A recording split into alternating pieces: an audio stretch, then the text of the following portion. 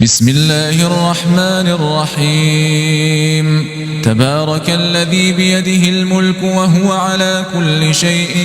قدير الذي خلق الموت والحياة ليبلوكم أيكم أحسن عملا وهو العزيز الغفور الذي خلق 7 سماوات طباقا ما ترى في خلق الرحمن من تفاوت فارجع البصر هل ترى من فطور ثم ارجع البصر كرتين ينقلب إليك البصر خاسئا وهو حسير ولقد زينا السماء الدنيا بمصابيح وجعلناها رجوما للشياطين وأعتدنا لهم عذاب السعير وللذين كفروا بربهم عذاب جهنم وبئس المصير إذا ألقوا فيها سمعوا لها شهيقا وهي تفور تكاد تميز من الغيظ كلما ألقي فيها فوج سألهم خزنتها ألم يأتكم نذير قالوا بلى قد جاءنا نذير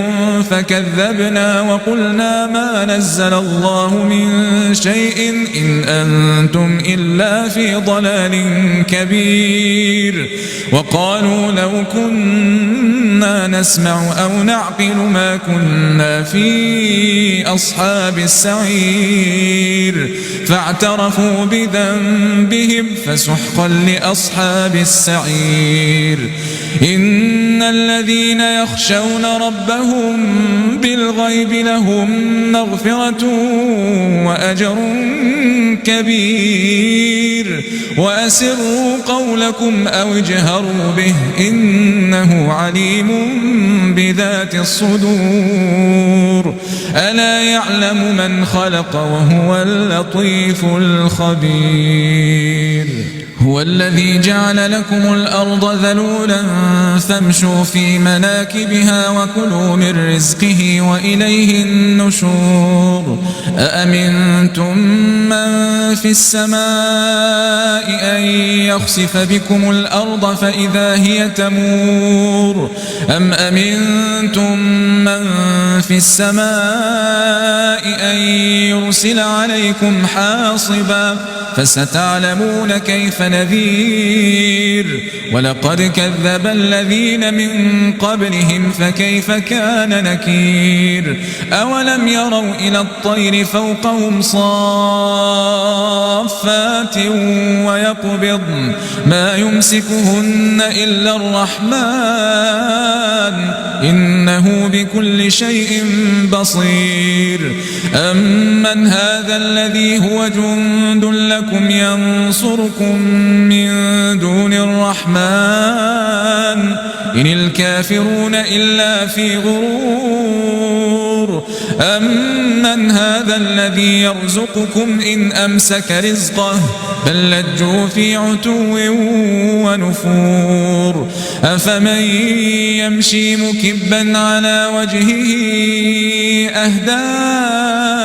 أمن يمشي سويا على صراط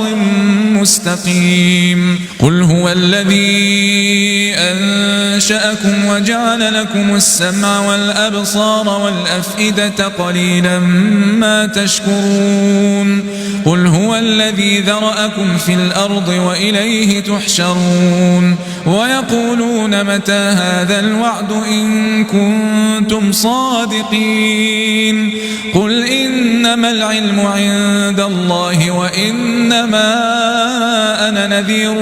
مبين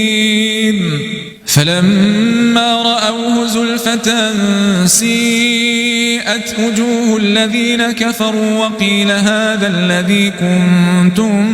به تدعون قل أرأيتم إن أهلكني الله ومن معي أو رحمنا فمن يجير الكافرين من عذاب أليم قل هو الرحمن